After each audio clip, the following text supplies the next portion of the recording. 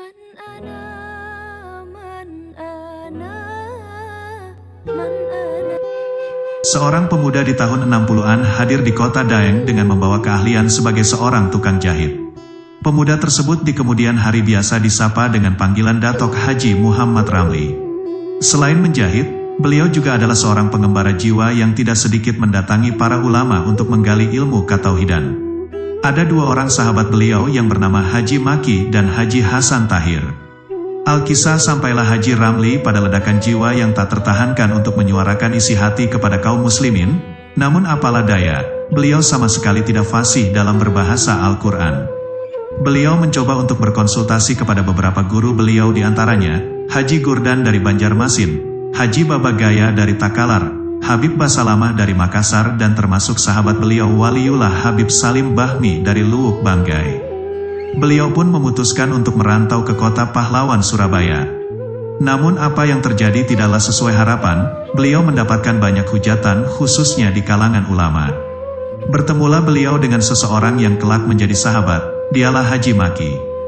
Bersama Haji Maki, beliau memutuskan untuk kembali ke Makassar dan melanjutkan usaha menjahit. Haji Hasan Tahir adalah sahabat Haji Ramli yang sejak awal mengajak untuk mendakwahkan ilmu tauhid di Kabupaten Goa, tepatnya di daerah Malino, dan ternyata dakwah tersebut disambut baik oleh masyarakat Malino.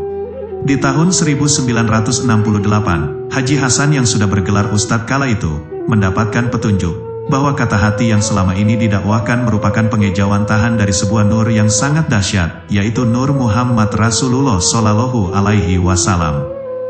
Setelah melewati perdebatan yang sengit, akhirnya mereka berdua memutuskan untuk berdakwah di kota Makassar.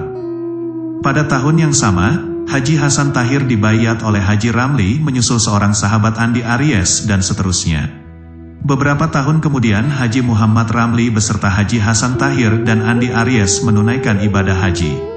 Di tanah suci itulah mereka masing-masing mendapatkan sasmita atau petunjuk untuk memberi nama perkumpulan mereka. Maka sepulang dari tanah suci, mereka mengumpulkan para sahabat untuk bermusyawarah dalam rangka membuat suatu majelis. Dihadiri para sesepuh, diantaranya Haji Tompo, Haji Maki, Haji Bonto, Haji Siala, Haji Tajugode, dan beberapa lagi sahabat. Maka di tahun 1974 disepakati majelis tersebut bernama Ukhuwatul Islamiyah, bersamaan peresmian masjid pertama yang bertempat di Malino. Dengan posisinya saat itu, para jamaah menobatkan Ustaz Haji Hasan Tahir gelar Kiai Haji dan kepada Haji Ramli, para jamaah memberi gelar Datuk Haji Muhammad Ramli bin Madal. Di tahun 90-an dakwah mereka semakin meluas, sampai memasuki wilayah-wilayah terpencil di kabupaten sekitar Sulawesi Selatan. Dan di tahun 2000 dakwah beliau telah merambah antar provinsi, yang dibantu oleh para pendakwah yang telah dibekali ilmu oleh Datuk Haji Ramli dan Kiai Haji Hasan Tahir.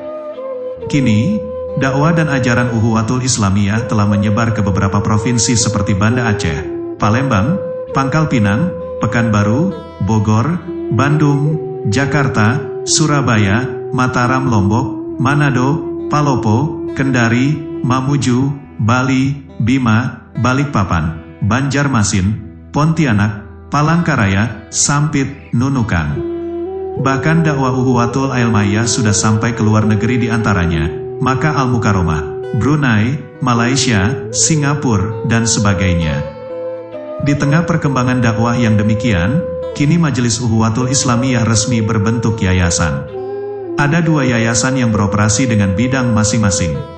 Yayasan induk yang menyebarkan dakwah dan pemahaman ilmu hakikat dikendalikan oleh Yayasan Pendidikan Ukhuwatul Islamiyah yang mengelola lembaga dakwah Ukhuwatul Islamiyah sejak 2005, dan dakwah bidang pendidikan, berada di bawah payung Yayasan Qura wal Hufaz, yang kini membina pesantren tahfiz dan pesantren modern.